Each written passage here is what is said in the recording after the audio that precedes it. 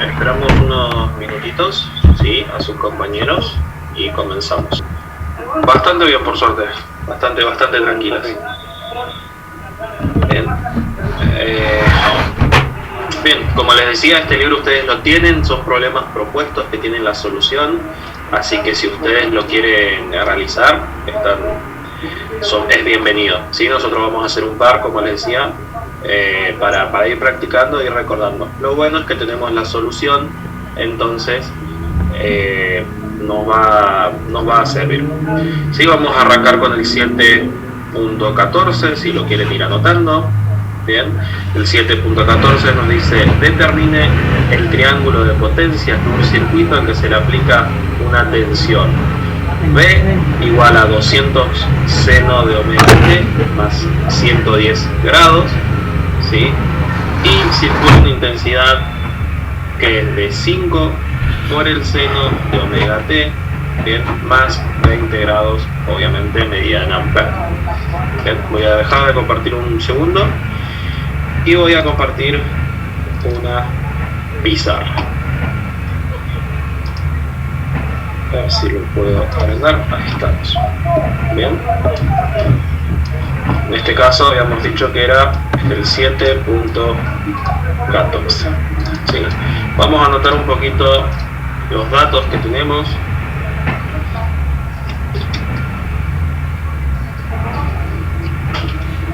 Teníamos una tensión que vale 200 omega t más 110,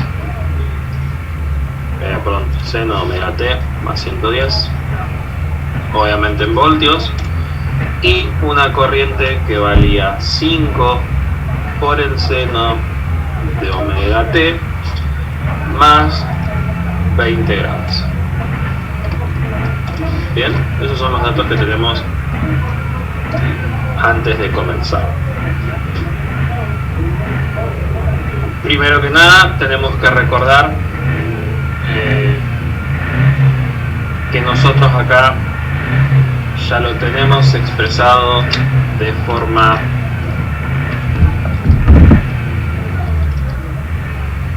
fasorial. Bien.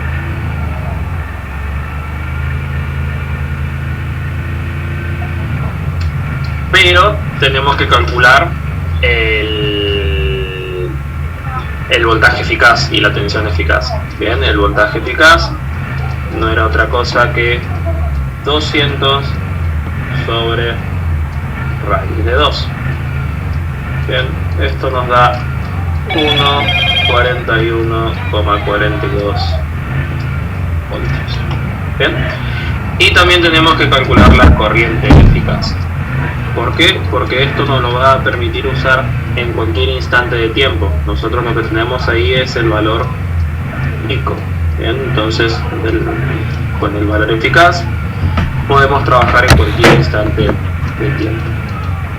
3,53 amperes. Bien, ¿hasta acá me siguen? ¿Hasta acá lo recordaban? Sí, es posible. Ahora lo que podemos hacer para guiarnos y siguiendo con lo que hacíamos en fasores es dibujar justamente estos fasores. Bien. El de la tensión a 110, ¿sí? Y vamos a cambiar el color.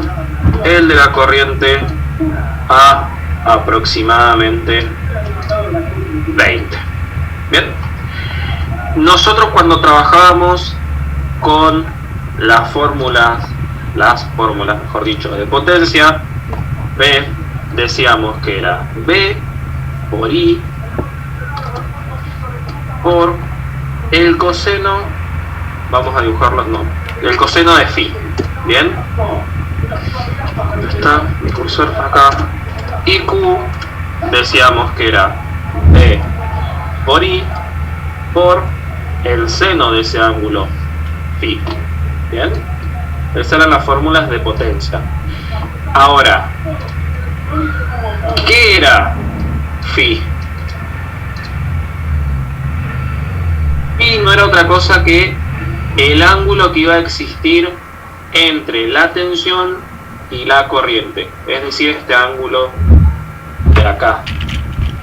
Bien, nosotros podemos hacer dos cosas en este caso.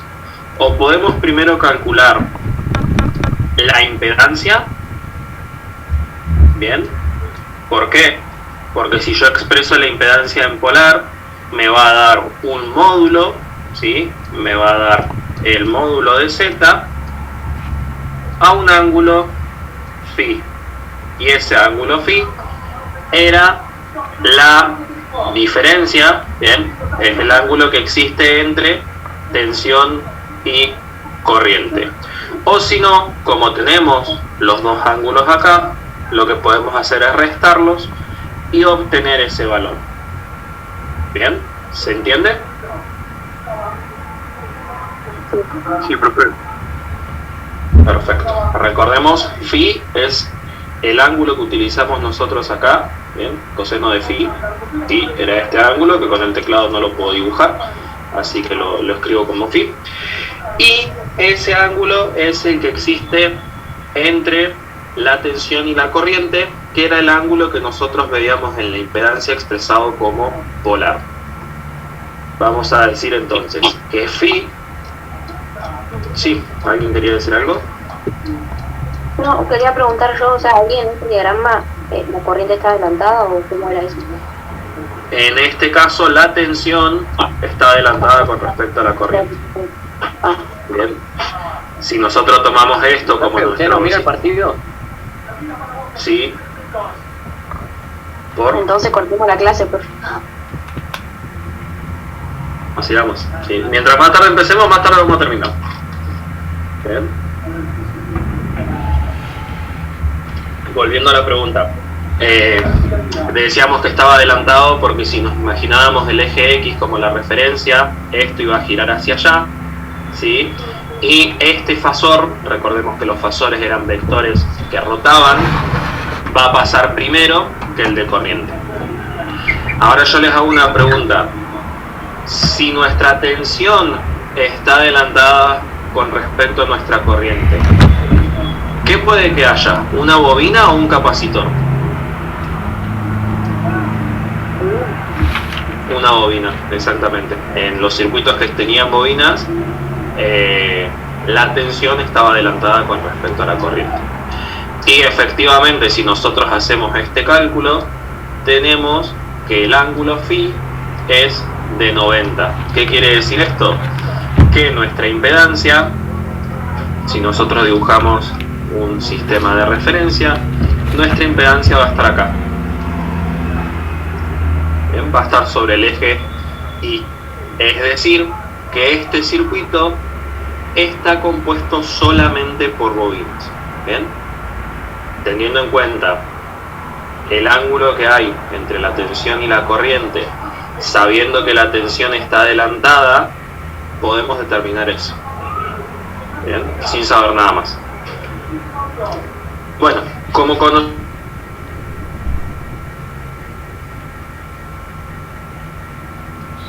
¿sí? Y acá nos va a dar una P de 0 watts y una Q de 500 volt-ampere reactivos. Bien, ¿estos cálculos para ustedes son lógicos o no? ¿Es lógico que yo tenga una potencia de 0? Una potencia activa de 0, perdón. Porque no hay trabajo, ¿o no? O sea, no habría casi... Exactamente. Es correcto que no haya potencia activa, que no haya trabajo, porque el trabajo nosotros lo veíamos reflejado en las resistencias. Exactamente. Y si no tenemos resistencia, no tenemos trabajo. Bien.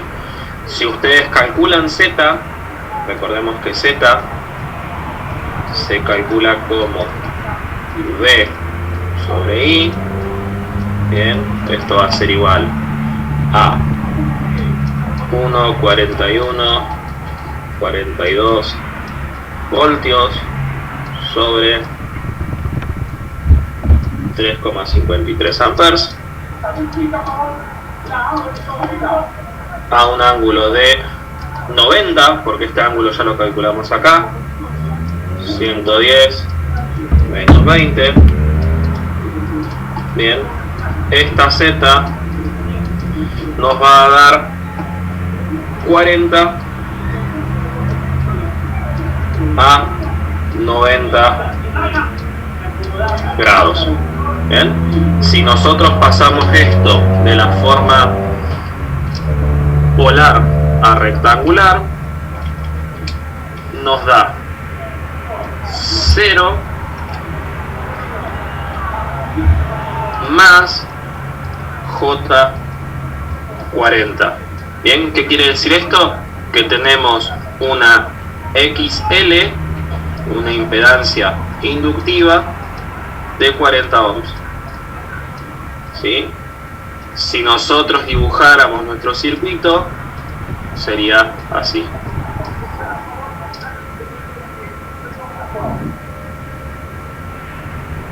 ¿Bien? Un circuito inductivo puro, solamente con una inductancia, una reactancia inductiva, perdón. Bien, como un ejercicio sencillo podemos llegar a deducir el circuito y sus componentes. Bien, ¿quieren copiar esto? Sí. Perfecto, les dejo que lo copien. Cualquier cosa me van consultando o me van preguntando, ¿sí? Me avisan también cuando terminen, por favor.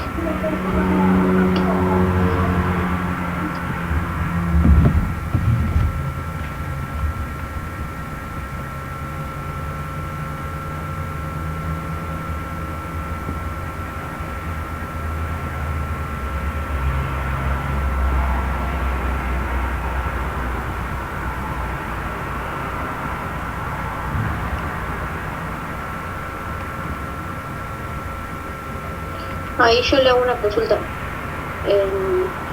Cuando sacamos la impedancia, ¿por qué usamos el voltaje eficaz y la corriente eficaz? Porque esa es la que, o no me entendí eso igual. Utilizábamos el voltaje eficaz y la corriente eficaz porque era un valor que se iba a permanecer constante en todo el tiempo. Bien, recordemos esto. Nosotros teníamos la señal de alterna, que era de esta manera, ¿bien? Y el valor eficaz, nosotros lo que hacíamos era agrupar toda la energía que me genera esta forma de onda en un solo valor. ¿Bien? ¿Qué quiere decir agrupar? Que agarro todo esto, supongamos hasta acá, y lo pongo acá. ¿Bien? Voy rellenando este lugar. Y así con cada tramo de la onda. Entonces, toda esta onda de corriente alterna me genera la misma energía que este valor fijo continuo. ¿Bien? Y como es un valor fijo continuo que no depende del tiempo, ¿bien? Porque indistintamente de en qué momento nos encontremos, va a ser siempre el mismo, si lo consideramos como el valor eficaz. ¿Bien? Gracias, profe. De nada. Llevándolo un poquito más allá y viendo una aplicación de esto, los 220 volts que hay en la red de nuestro domicilio, ¿bien? Los 220 voltios son en realidad un valor eficaz, ¿bien? Un valor RMS, lo que se suele llamar. La onda en realidad es esta, y llega hasta aproximadamente 311 voltios de valor pico. Bien, mientras que 220 es el valor eficaz. ¿Sí?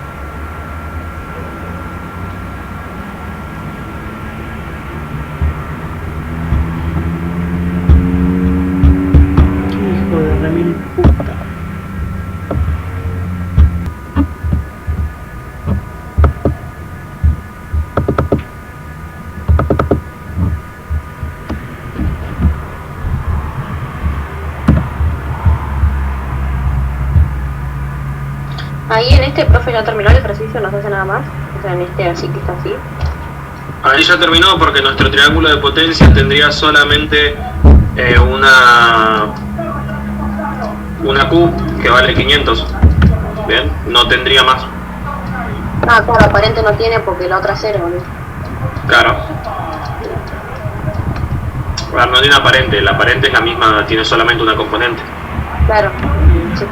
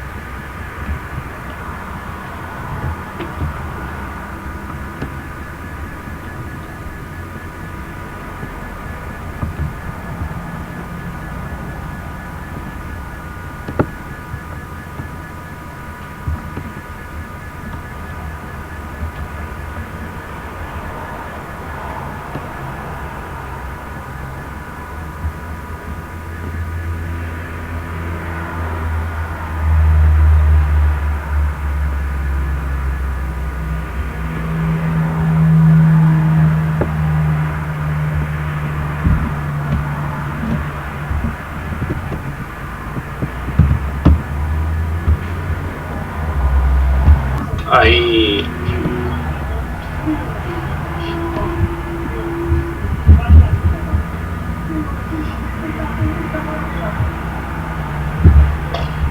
de los mismos, así vemos otro ejemplo.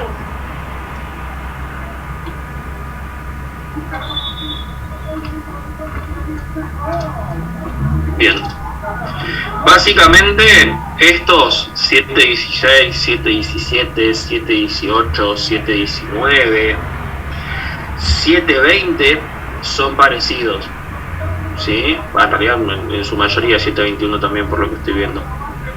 El 722 lo vamos a hacer también un poquitito más adelante. Vamos a hacer ahora el 717. Bien. En el 717, por ejemplo, dice: la tensión eficaz aplicada a un circuito serie de R 10 ohms y XC 5 ohms es de 120 voltios. Determinar el triángulo de potencias. En este caso, el ejercicio ya nos está diciendo que tengo una tensión aplicada, una tensión eficaz, perdón, de 120 ohms. Y como no me da ningún ángulo, puedo establecer que es 120 ohms a un ángulo 0. Bien, ya vamos a realizar esto.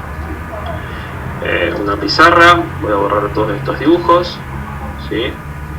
Dijimos que este es el 717.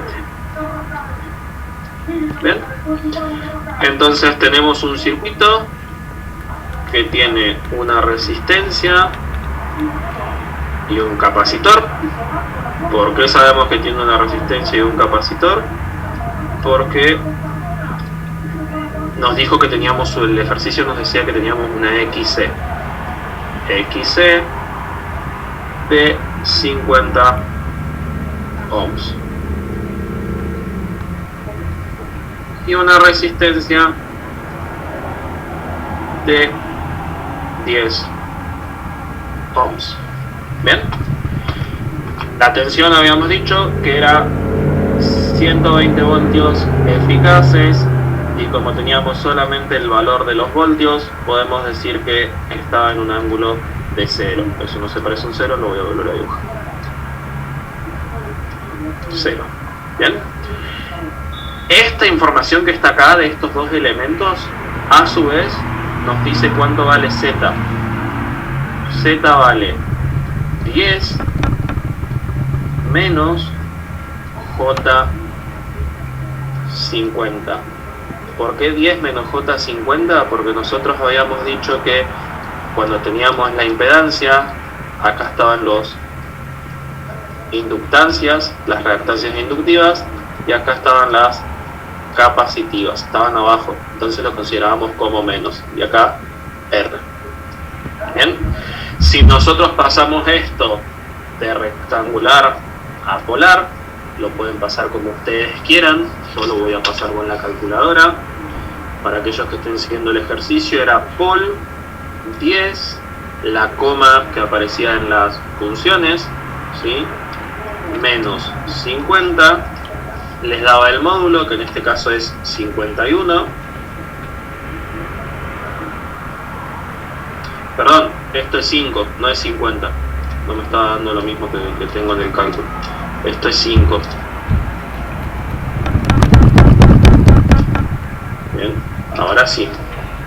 Sería 10, menos 5, 11,18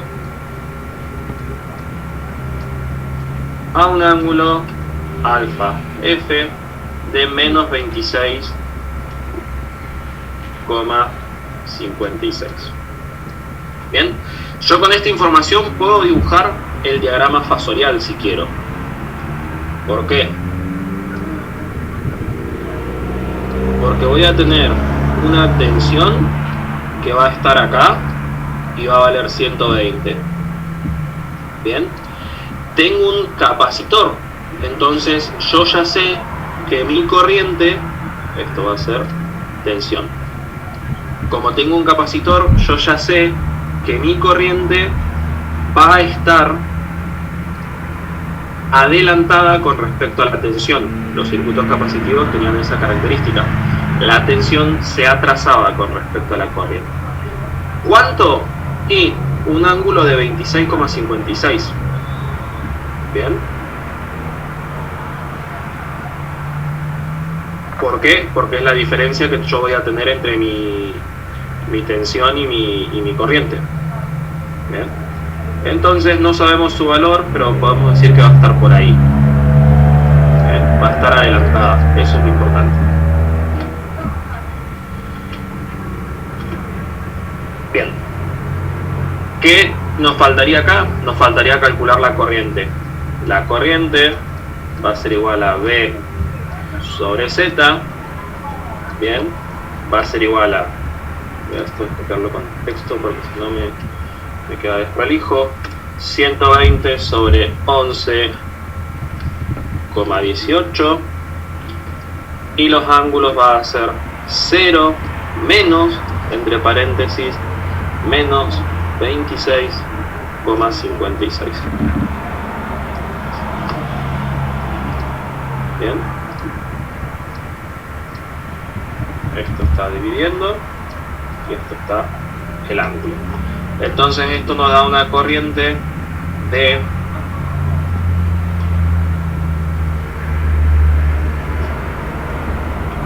10,73, lo tengo resuelto ya,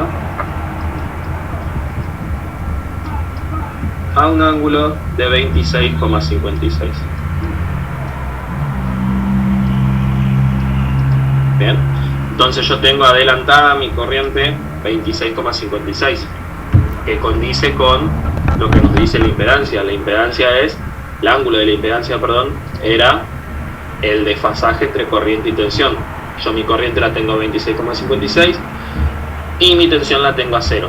La diferencia, menos 26,56. Y listo. Una vez que ya tengo mis valores, tengo mi tensión, tengo mi corriente, puedo calcular P y Q en este caso, ¿no? Bien. P va a ser otra vez B por I por el coseno de phi. Y Q va a ser B por I por el seno de phi. Bien, si ustedes resuelven esto le va a quedar 1152 watts. Y esto le va a quedar menos 575 volt ampere reactivo. ¿Cuánto le va a quedar ese? Ese habíamos dicho que estaba compuesto por P y por Q, entonces le va a quedar 1152 menos J 575. ¿Sí? ¿En la Q cuánto le dio? ¿575? Sí, 565. Menos. No, perdón. A ver, ya me parece que me acabo de equivocar en algo. No, sí, menos 565, está bien. Sí, está bien, está bien, está bien.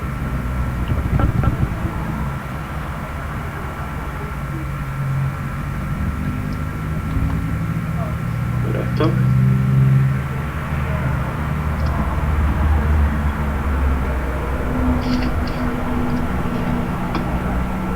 Lo acabo de revisar con el libro, pero me parece que hay un error conceptual en el libro. Esto era 120 por 10.73 por el seno de menos 26.76, menos 575. Bien, si ustedes pasan todo esto a polar, les va a dar el ángulo. Ahora lo único que les quedaría sería armar este triángulo. Bien, ¿por qué les digo que para mí hay un error en el cálculo del libro? Que nosotros teníamos que la P iba a ir en esta dirección, bien, pero la potencia reactiva habíamos dicho que era al revés. La impedancia se dibujaba hacia abajo, pero la Q se dibujaba hacia arriba, bien.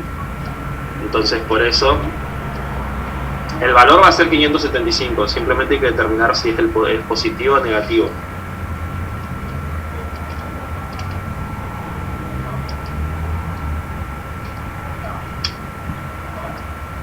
No sé cómo determinamos eso, yo pensé que era negativo directamente. Para mí debería ser positivo. Te repito, para mí tiene que ser positivo por esto, porque la potencia reactiva en los circuitos capacitivos se va a dibujar. Ah, no dije nada. Es más resistivo que capacitivo. Bien. Usted todavía seguía pensando que era 50. Claro. Pero...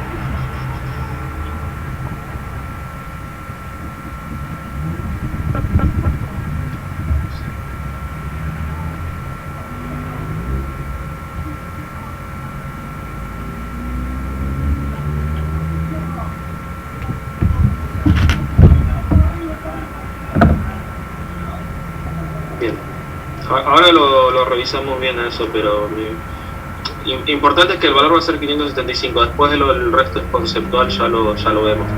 Y ese va a estar hacia allá. Ese. Y acá vamos a tener el ángulo phi. Claro, ahí está. Como consideramos este ángulo phi como negativo, el gráfico nos queda dibujado hacia el otro lado. Que nos quede dibujado hacia el otro lado quiere decir que en algún lugar hay una parte inductiva, pero no la estamos viendo porque puede ser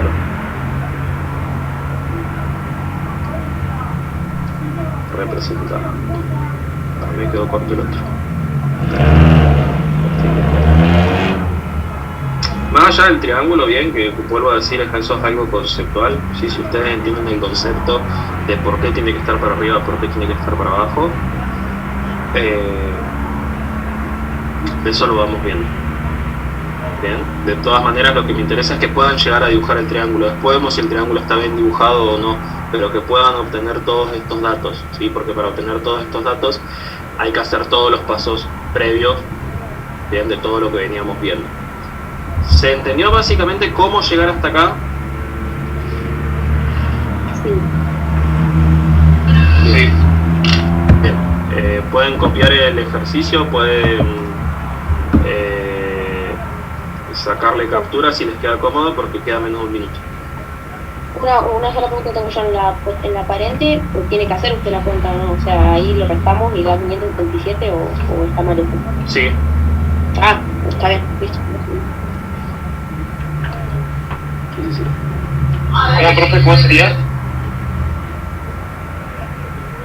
Según lo que entendí, me estaba preguntando.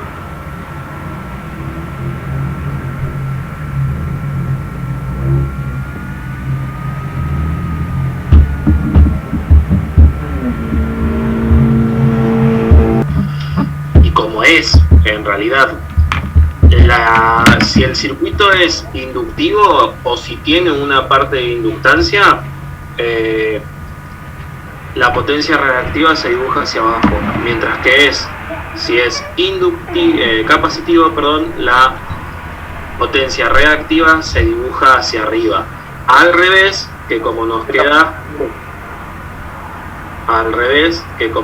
nuestra impedancia. Perdón, estoy del otro lado.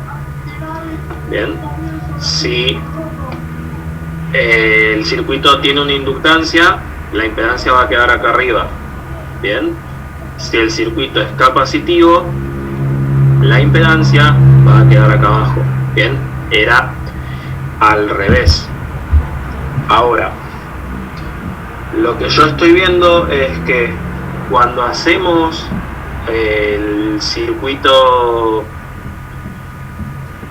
nuestro circuito con las dos componentes, ¿sí? La resistencia de 5 y el capacitor de 10, esto nosotros sabemos que Z5, esto está al revés otra vez, me volvió a pasar, 10, 5, bien, Z es igual a 10 menos J5.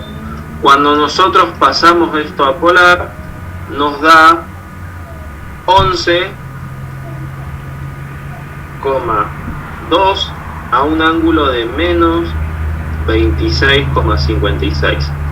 Bien, lo cual es lógico, porque nosotros dijimos cuando teníamos 11,18, es cierto, yo lo tengo redondeado.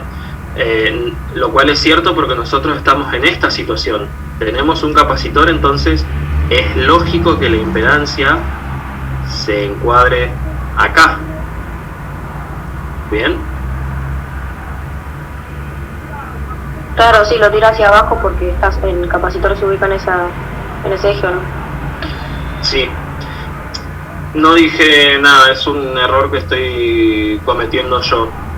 Porque en ningún momento nos quejamos de que si este es positivo, ¿por qué va para abajo? Bien, es simplemente una convención de cómo está el eje de referencia. Entonces podríamos decir que los positivos van hacia abajo y los negativos van hacia arriba. No dije nada, es un error que cometí yo. Bien, es lógico que esa Q sea negativa, ¿sí? Porque es de un capacitor, pero gráficamente la dibujamos hacia arriba. Bien, eso fue un error que cometí yo. Me despistó un segundo. Bien, lo importante, esto es inductivo, esto es capacitivo, ¿sí? El gráfico a nosotros nos quedaría entonces de la siguiente manera. Este sería el ángulo phi de 26,56. Esto sería P, esto sería Q, que tranquilamente puede ser negativa, ¿sí? Porque es indistinto. Nosotros sabemos incluso que si la Q da negativa la tenemos que dibujar hacia arriba. Bien, eso es convención de cómo tomamos el sistema de referencia. Cuando ustedes están trabajando en física y ese tipo de cosas, ustedes pueden decir, bueno, yo quiero que mi menos I esté acá arriba y mi más I esté acá. Bien, eso es como lo toma usted.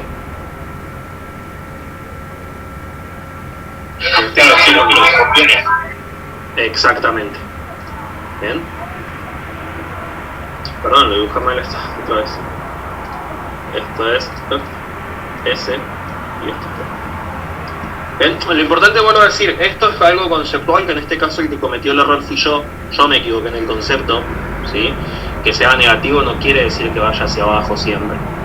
Bien, es más, como dije, que sea negativo nos quiere decir que hay un capacitor involucrado, entonces lo voy a llevar hacia arriba, ¿sí?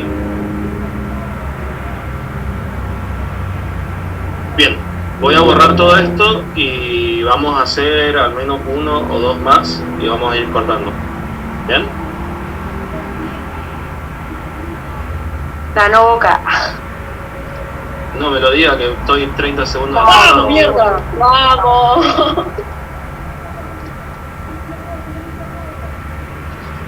Recién está pateando izquierdas, donde lo estoy viendo yo.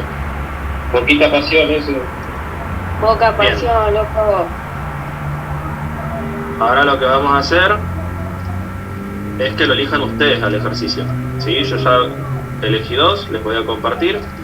Les pido por favor que lean los enunciados y me digan cuál les interesa.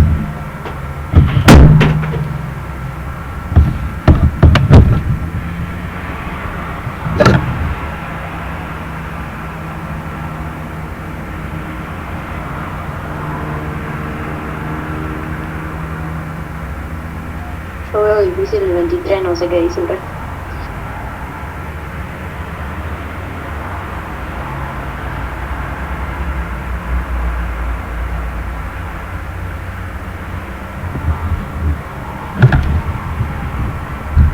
Son todos parecidos. Por ahí el 22 está bueno porque que es más o menos lo que hicimos nosotros en el 14, ¿sí? En base al Yo ejercicio. hasta el 21 entiendo. Hasta el 21 entiendo, pero como dice mi compañera, generalmente. Bien, el No se te resto, entiende nada, compa. disculpen.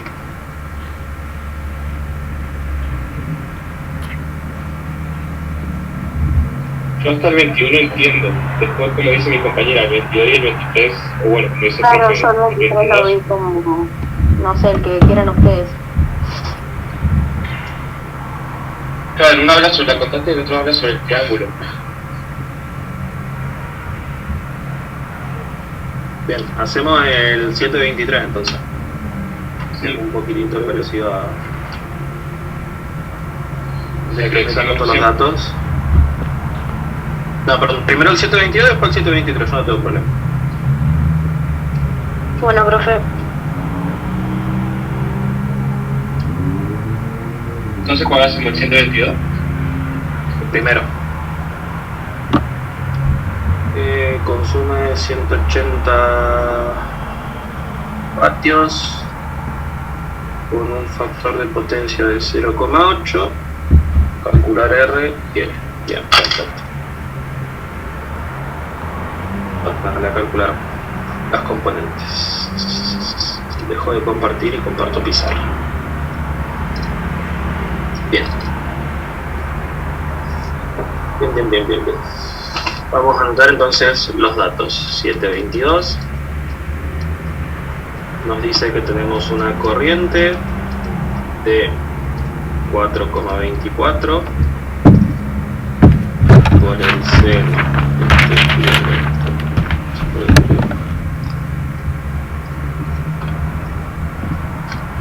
y es igual a 4,24 por el seno de 5000 t más 45 grados. Bien. Y esto consume, o sea, lo que hay en el circuito consume una potencia de 180 vatios. Bien. Y tiene un factor de potencia de 0,8. no, es el trabajo. Es la activa. Sí. Bien. Tiene un factor de 0,8. Primero que vamos a hacer es calcular la corriente eficaz. Bien. ¿Por qué tenemos que calcular la corriente eficaz? Otra vez, porque a nosotros se nos lo expresó en la fórmula general. ¿Bien? Voltaje pico por el seno de omega t. Tenemos omega, que es un dato necesario para poder calcular los elementos, ¿sí? Porque si tuviéramos XL o XC, estos dos elementos dependen de omega, ¿bien? Para calcular las constantes, ¿sí? En este caso va a ser 4.24 dividido raíz de 2, 3, podríamos redondear, a 45 grados. Bien. Teniendo el factor de potencia, podemos calcular phi. Nosotros sabíamos que el factor de potencia iba a ser igual al coseno de phi. Bien, si pasamos coseno para el otro lado como la inversa, coseno de la menos 1 de 0,8, tenemos el ángulo phi, que es 36,87. Perdón.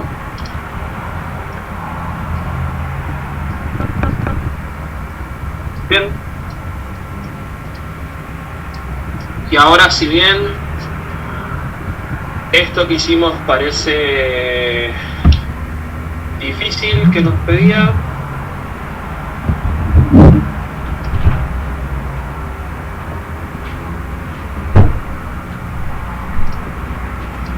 bien, teniendo en cuenta todo esto, podemos, si queremos, calcular B.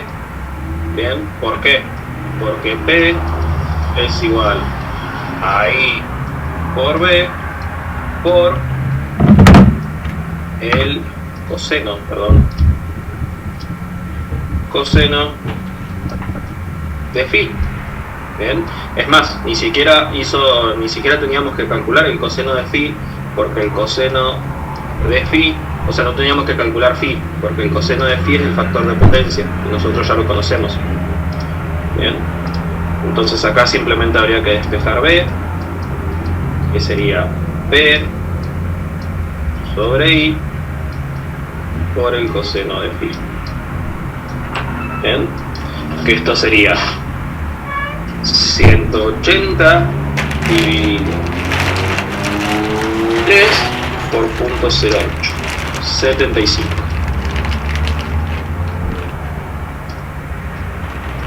Bien.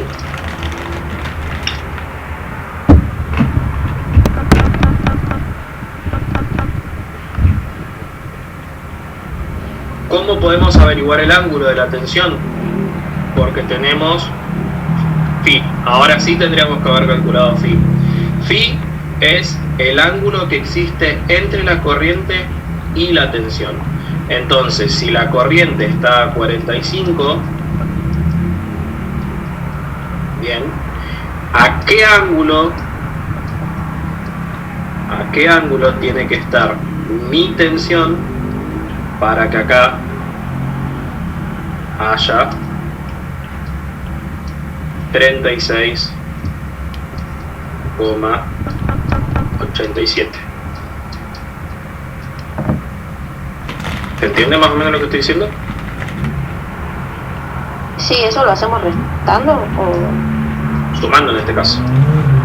Bien, porque hasta acá tenemos 45. El 81,87. Claro, a mí me dio lo mismo, pero pensé que no era así. ¿Cómo? Da eso que dijo el compañero, 81, 87. ¿La suma de ambos ángulos? Sí. Sí, perfecto. ¿Sí? Vuelvo a repetir. Esto es la corriente. Nosotros sabemos que la corriente está a un ángulo de 45. Bien, la corriente está a un ángulo de 45. Ahora, como averiguamos el ángulo phi, vuelvo a repetir, era el desfasaje que había entre la tensión y la corriente. Bien, era el ángulo que iba a tener la impedancia. A nosotros la impedancia nos tiene que ver con este ángulo 36,87. Sabemos que la corriente está a 45 y que desde ahí mi tensión se encuentra adelantada 36,87. ¿Qué es lo que tengo que hacer? Sumarlos. Bien, y justamente la tensión va a dar 75 a un ángulo, como dijeron ustedes, de 81,87. Bien. ¿Cómo sabemos que nuestra tensión está adelantada? Porque el ejercicio nos dice que tenemos un factor de potencia de 0,8 en retraso. Bien, que el factor de potencia esté en retraso, lo que nos quiere decir es que nuestro triángulo va a tener una forma parecida a esta, ¿sí? Y si la Q está hacia abajo, sabemos que tiene que haber una impedancia inductiva, y nosotros sabemos que en los circuitos inductivos la tensión está adelantada con respecto a la corriente. Bien, todo eso es el análisis que hay que hacer para saber que estos dos ángulos se suman. ¿Sí? Se hubieran sumado en ambos casos, nada más que en uno nos hubiera dado positivo y en el otro nos hubiera dado negativo, si hubiera un capacitor. ¿Sí?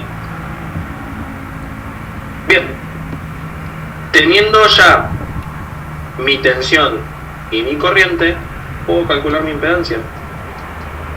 La impedancia va a ser igual a B sobre I, que va a ser igual a 75 dividido 3 a un ángulo de 81,87 menos 45, que no va a ser otra cosa que 45, ¿sí? Porque nosotros lo calculamos. ¿Bien? Yo lo divido, este es el ángulo. Entonces Z nos va a dar 75 dividido 3, 25, a un ángulo de 36,87. Si yo paso esto a rectangular, 25 por 36,87 me da 20 más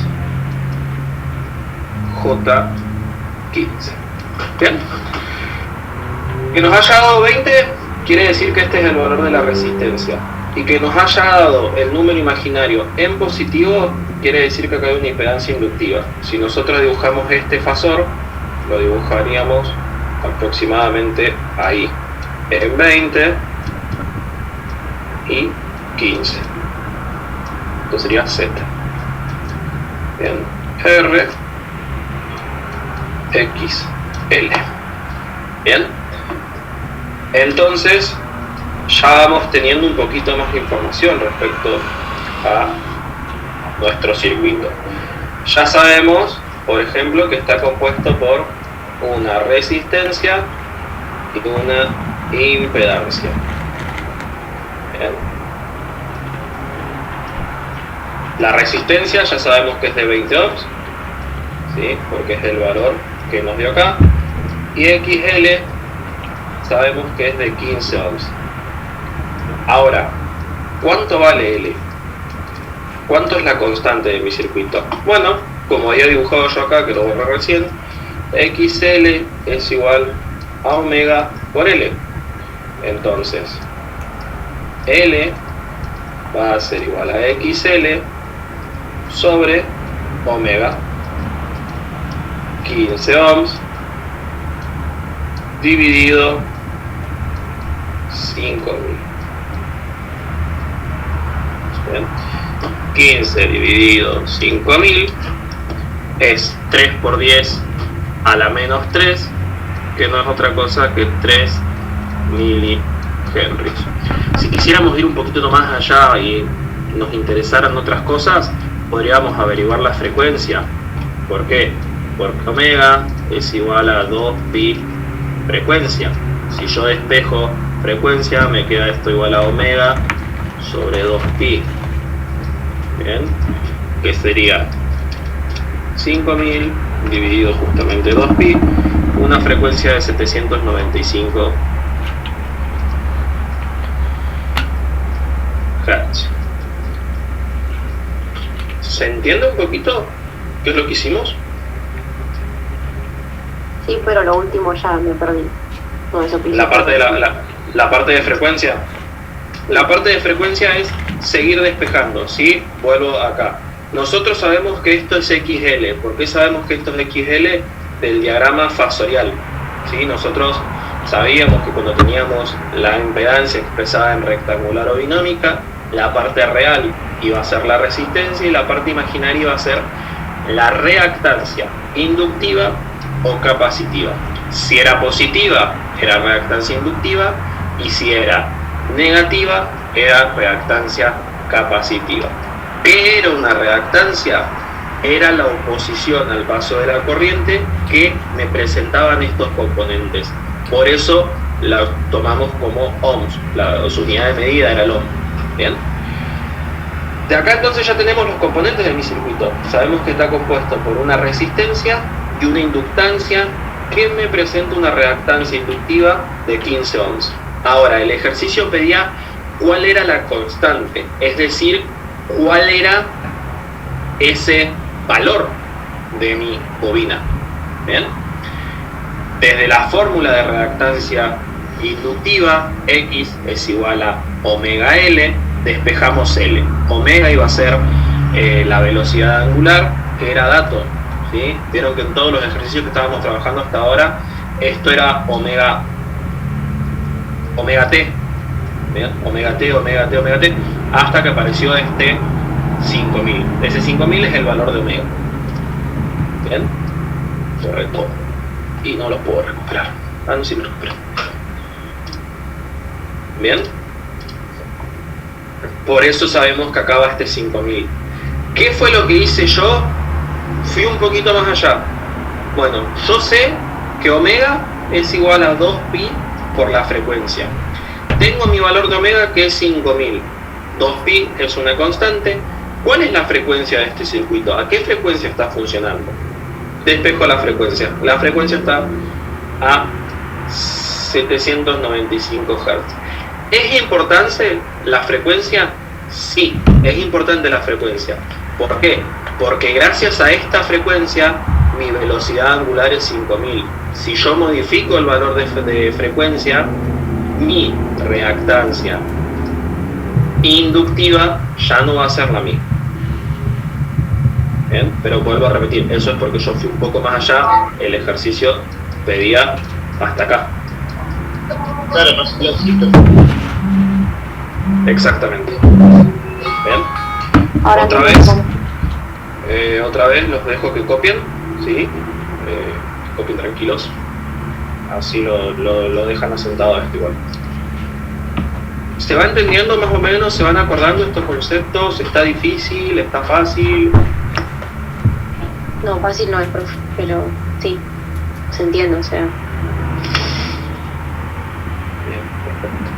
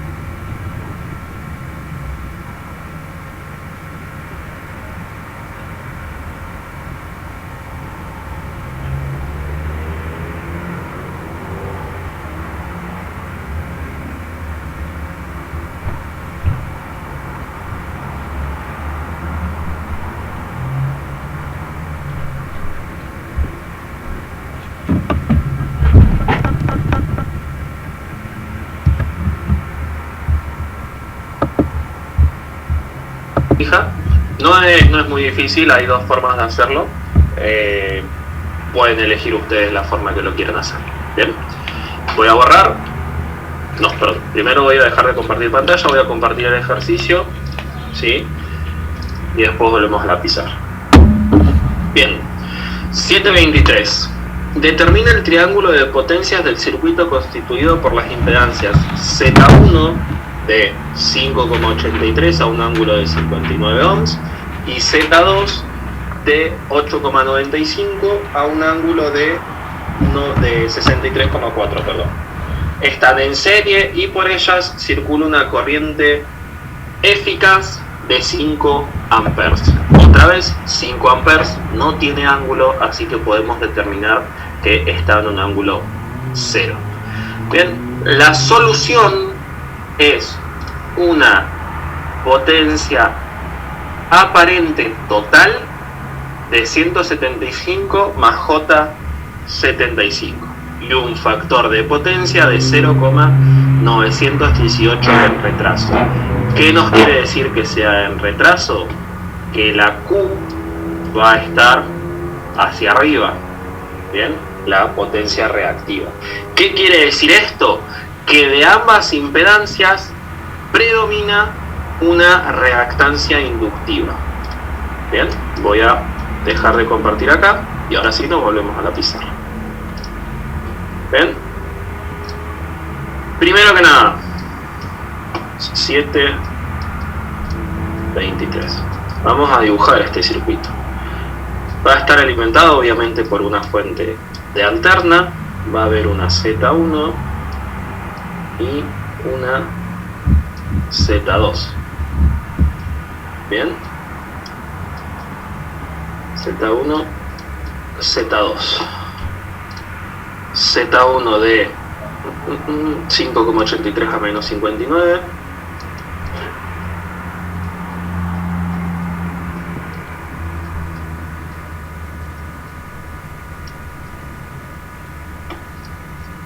Profe, le hago una pregunta. ¿Hasta qué hora es la clase de hoy?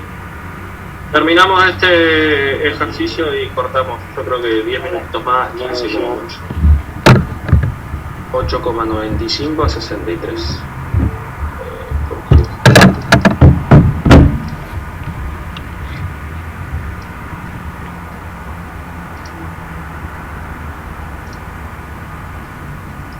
Bien. Primero que nada, que yo pueda expresar estas dos impedancias en forma polar, ¿qué quiere decir? ¿Que tienen un ángulo? Exactamente, que tienen un ángulo, ¿bien? Y si ese ángulo es distinto a 90 o distinto a 0, lo que nos quiere decir es que esta Z1 y esta Z2 en realidad pueden ser esto. Z1, por el ángulo que tiene, puede ser tranquilamente una resistencia en serie con un capacitor. ¿Bien? ¿Por qué? Porque el ángulo es negativo. ¿Bien? La impedancia va a estar en este cuadrante de acá. Mientras que Z2, ¿sí? Yo, con los datos que tengo, puedo interpretar que es una resistencia con una bobina. ¿Bien? Y su ángulo va a estar acá. Que mínimamente es una resistencia con una bobina. Porque acá tranquilamente puede haber otro capacitor que sea muy chiquito y no me afecte a mi impedancia. Como acá también puede haber una bobina. O pueden ser dos resistencias. Bien, ¿qué es lo que quiero que entiendan de esto? Que esta impedancia es una impedancia compleja, es decir, que está compuesta por más cosas que me dan como resultado esto. Bien, tranquilamente pueden ser dos máquinas que yo las tengo conectadas en serie. Y por acá va a circular una corriente que es un valor eficaz. ¿Sí? Acá tenemos distintas formas de encarar el ejercicio. Podemos calcular BZ1 y BZ2. ¿Sí? Tenemos lo que podemos llamar Φ1 y lo que podemos llamar Φ2. Bien. Entonces, teniendo BZ1 y BZ2, teniendo la corriente, que la corriente va a ser la misma porque van a estar en serie, ¿sí? Podemos calcular P1, voy a dibujar esto, lo voy a escribir mejor dicho. Podemos calcular P1 como BZ1 por I por el coseno de Φ1. Bien. Q1 va a volver a ser BZ1 por I por el seno de Φ1. Bien. Mientras que podemos calcular P2 como BZ2, obviamente porque estamos trabajando con la impedancia 2, entonces como estamos calculando la potencia activa de la impedancia 2, necesitamos trabajar con los parámetros de la impedancia 2, en este caso su caída de tensión. Por I por el coseno de Φ2, ponen ahí. A medida que yo voy escribiendo ustedes no lo ven, ¿no? Ustedes lo ven una vez que está en la pantalla, ¿no? Una vez que doy enter. No, lo ves cuando está escribiendo. Perfecto. Bien. calculo sus parámetros individuales, ¿sí? Y después lo sumo. Sumo P1 con P2 y obtengo P total. P total va a ser igual a P1 más P2. Y Q total va a ser igual a Q1 más Q2. Mientras que S va a estar compuesta por P total más J Q total. ¿Bien? Es Profe. únicamente... Sí. No entendí, o sea, ¿por qué ahora hicimos esto y antes no? Porque antes también había dos elementos que estaban en serie, ¿o no? Porque los dos elementos, justo a eso quería llegar, porque los dos elementos que habían eran dos componentes, ¿bien? Entonces yo a estos dos componentes los junto en una sola impedancia. Ahora lo que yo tengo son dos impedancias en serie. Pero Claro, no sé me da cuántos plata, elementos. me está avisando. Claro, eso es lo que estaba por... Eso es lo que estaba por decirle, profe. Nosotros ahora como que estaríamos trabajando como con supuestos Smash, con supuestos circuitos ya más disminuidos. Claro, lo que estaba por mencionar justamente va en esa línea, es que ahora no sabemos por qué está compuesta nuestra impedancia. Como dije antes, esta impedancia Z1 puede ser una resistencia con un capacitor, pero también puede ser una resistencia, un capacitor y una bobina que no afecte tanto a mi impedancia total. Claro, eso nosotros lo averiguamos mientras vamos haciendo el ejercicio. Es como que no sabemos, es una sorpresa lo que queda dentro de la impedancia. Exactamente. A lo que sí también quería llegar era a lo que iba Valentina, de por qué ahora lo hacemos así si antes yo podía esos elementos sumarlo. Exactamente, esa es la otra forma. Calcular una impedancia total, ¿sí? Están en serie, las impedancias en serie se pueden sumar al igual que la resistencia. Entonces yo calculo una Z total, que va a ser igual a Z1 más Z2. Teniendo Z total y teniendo la corriente, calculo la tensión total, que vamos a llamarla directamente tensión. Tensión va a ser igual a Z total por B. Y después acá ya hago B por I por el coseno de phi. ¿Qué coseno de phi? El coseno que tenga la impedancia total. Bien, esta impedancia total a mí me va a dar expresada de una manera, pero también me va a dar como el módulo de Z total por un phi. Este phi es este que está acá. Bien, el de la total. Vuelvo a decir, estamos trabajando con un circuito con una impedancia total, entonces tenemos que trabajar con sus parámetros. Q va a ser otra vez B por I por el seno de phi, y S va a ser igual a P más JQ. Es lo mismo, nos tiene que dar lo mismo. ¿Cuál es la diferencia? Que acá yo estoy calculando los triángulos por separado, es decir, que acá yo tendría un triángulo en esta dirección y a continuación un triángulo en esta dirección. ¿Ven? Lo que me daría como total este triángulo acá.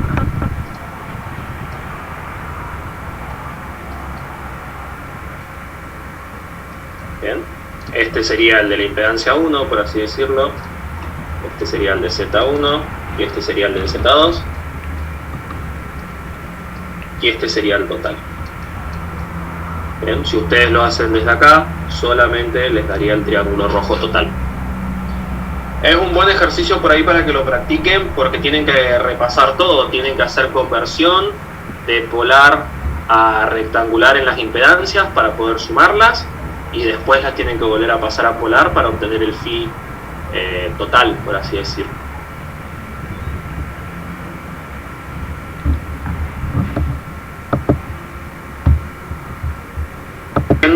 Son dos formas distintas de analizar el circuito. En una voy a obtener las potencias de manera individual, ¿sí? Voy a tener la potencia de cada uno de mis elementos, y en el otro voy a tener la potencia total ya de entrada.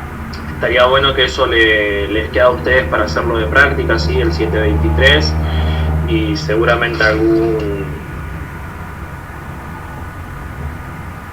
otro ejercicio más, bien, que quieran hacer para ir practicando. Por hoy esto sería todo, sí, ya estamos hace 1:20. Bien, vuelvo a decir siempre, lo vuelvo a hacer, perdón, la pregunta de siempre: ¿qué les pareció la clase? ¿Cómo se sienten? Bien, ¿sienten que estamos yendo rápido otra vez? ¿Sienten que sirvió el de repaso? No, yo por ejemplo, la primera parte de la clase, que seguramente cuando estoy como más activa entiendo más y al final entiendo menos, pero bueno, eso ya es cuestión de otra cosa. No, profe, yo con esto de ir ahí viendo tampoco, ir repasando, ahí voy entendiendo más. Desde el principio, como el principio de año, que digamos que no entendíamos nada, te había dicho que con estos repasos íbamos a entender más, y bueno, a mí me está funcionando. Bien, perfecto. El resto, puedo aprovechar las vacaciones para leer algo que sea.